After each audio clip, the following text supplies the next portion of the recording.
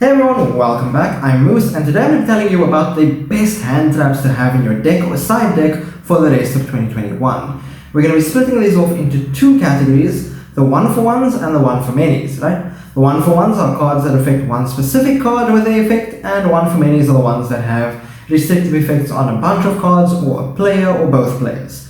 So let's get into it, and make sure to leave a like, comment and subscribe if you like the content. So we're going to start off with the one-for-ones, right? Most ubiquitous hand trap of all time, Ash Blossom and Joyous Spring. It's pretty much one of the best, one of the oldest. It's still a really good card. Stopping your opponent from being able to dump from the deck, add from the deck, special summon from the deck, still a really good effect. If you can do this on a crucial combo piece, Ash Blossom is more than worth the inclusion in your deck. The next one encompasses two hand traps actually, because they're kind of used interchangeably at times. Infinite Permanence or Effect Veiler. Each one of them has different uses. Imperm is usually the more useful one, and it's actually a lot more accessible now that it's gotten a reprint in the Cyber Strike structure deck. So you can pick up Imperms for about $8 to $10 now, as opposed to spending $30. You can now get a full playset for $30.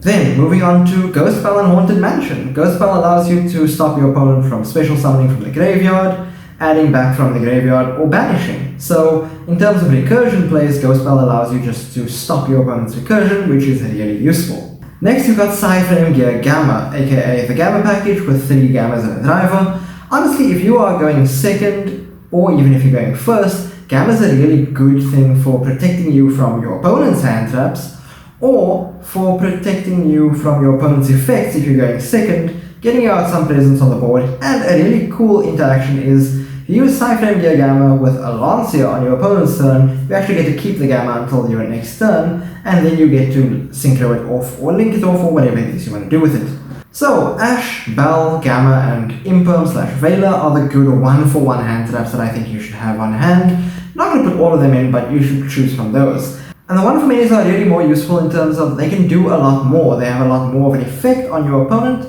Number one being the one I just mentioned, Artifact Lancia. Against so many decks that banished, Tri-Brigades, Virtual World, Fluanderies, which is coming up now, even Invoke Shaddoll, right?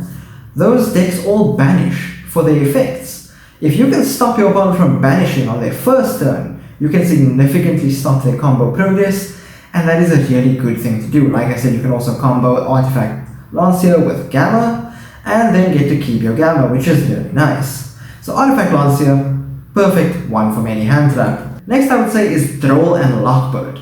Being able to use this after your opponent's done their first search and stopping them from doing any other searches is brilliant in a combo format.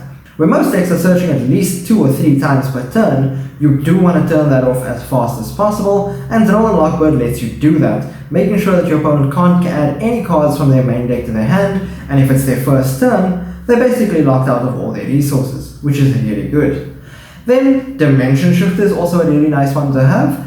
It does go against the banishing thing I mentioned earlier, but usually your opponent is banishing from their graveyard to get effects, right? So, for example, Tri-Brigade, you banish monsters from your graveyard in order to link summon.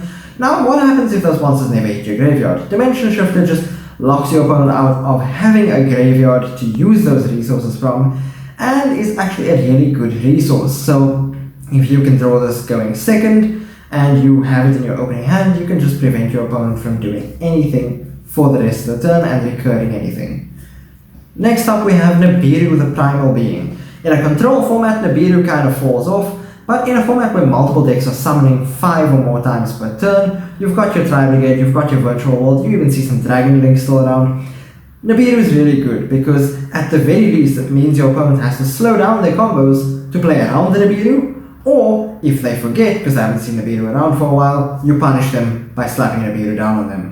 And then the last one I want to talk about is Red Reboot, which is kind of a niche one. It is limited and it's not searchable, so it's a difficult one to place, but I think Red Reboot is definitely worth at least having in your side deck at times.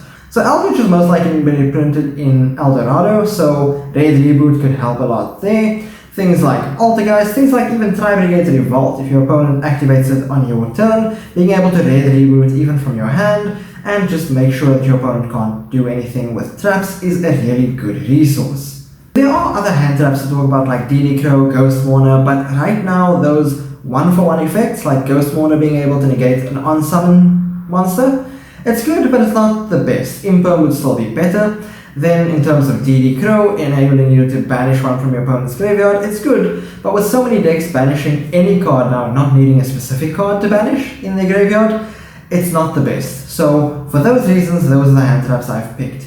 Let me know what you think down in the comments. Do you agree with my hand trap choices? Do you think those are the right ones to play in this format? And if you don't, tell me what it is you think would be the best hand traps to play. Make sure to leave a like if you liked the video, leave a comment down below telling me what you think and what you'd like to see me cover next, and make sure to subscribe for more content like this. Thanks everyone, see you next time.